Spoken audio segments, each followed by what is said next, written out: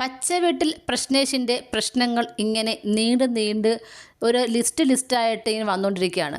ഇപ്പോൾ പുതിയ വീഡിയോസ് ഇപ്പോൾ 1 ആയി 2 ആയി 3 ആയി ഇപ്പം 4ാമത്തെ എപ്പിസോഡിൻ്റെ അടുത്ത് വെയിറ്റിംഗ് ആണ്.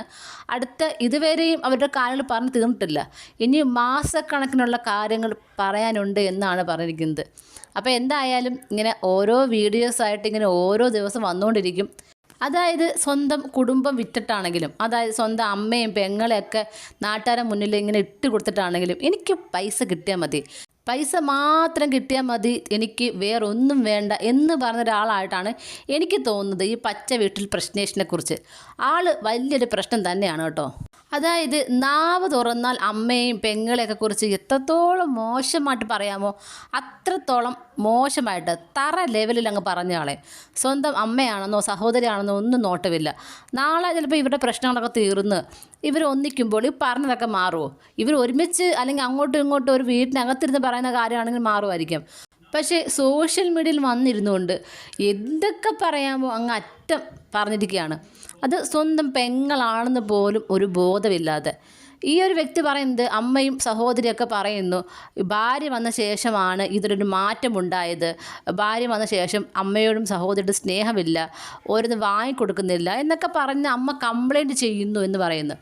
എനിക്ക് പലപ്പോഴും തോന്നിയിട്ടുള്ള കാര്യം എന്ന് പറഞ്ഞാൽ, കല്യാണം കഴിച്ചു കഴിഞ്ഞാൽ മിക്ക ആണുങ്ങളും ഒന്നുകിൽ ഭാര്യയോടൊപ്പം അല്ലെങ്കിൽ അമ്മയോടൊപ്പം ഈ ഒരു രീതിയിൽ പോകാൻ ഇവർക്ക് അറിയത്തുള്ളൂ.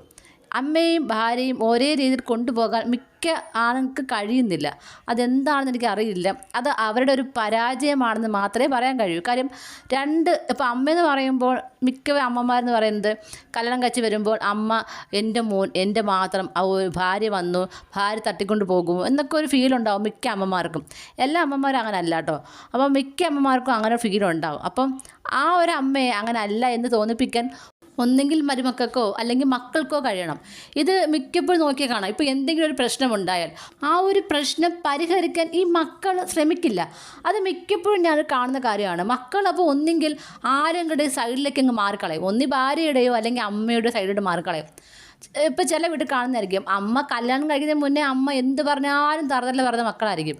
പക്ഷേ ഭാര്യ വന്നു കഴിയുമ്പോൾ നീ എൻ്റെ അമ്മയെ പറയുന്നോ, അല്ലെങ്കിൽ അമ്മ അങ്ങനെ കുറ്റം പറഞ്ഞു എന്ന് എന്തെങ്കിലും ഒരു കാര്യം ഭാര്യ പറഞ്ഞു കഴിഞ്ഞാൽ പറയും. അതുവരെ ഈ അമ്മയായിട്ട് വഴക്കൂടിക്കൊണ്ടിരുന്ന മോനാണെങ്കിൽ ഒറ്റയടിക്ക് അമ്മയുടെ സൈഡിൽ മാറിയിട്ട് ഭാര്യയെ അങ്ങ് ഒഴിവാക്കും. അതല്ലെങ്കിൽ തിരിച്ചായിരിക്കും. ഇങ്ങനെ കാണുന്ന കുറേ ആളുകളെയാണ് കാണുന്നത്. അപ്പോൾ അതുപോലെ തന്നെയാണ് ഈ പച്ച വീട്ടിൽ പ്രശ്നേഷിനെ എനിക്ക് തോന്നിയത്. അതായത് പ്രശ്നേഷിൻ്റെ വീട്ടിലെ പ്രശ്നങ്ങൾ പരിഹരിക്കാൻ കഴിയുന്നില്ല.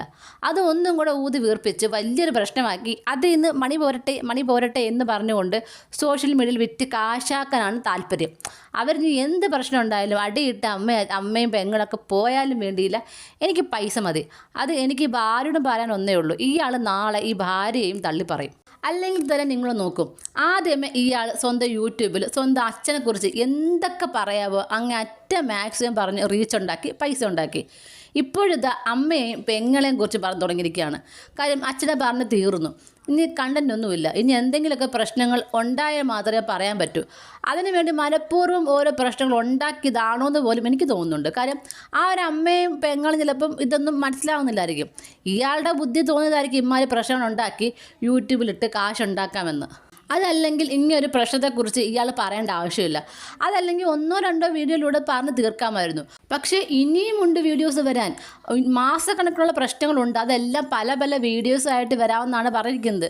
അപ്പോൾ അതായത് ഓരോ ദിവസം ഓരോ രീതിയിലുള്ള കണ്ടൻറ്റ് ഇട്ടുകൊണ്ട് ഈ പറഞ്ഞ വഴക്കിൻ്റെ പ്രശ്നങ്ങൾ ഇട്ടുകൊണ്ട് വീഡിയോസ് ഇടുക.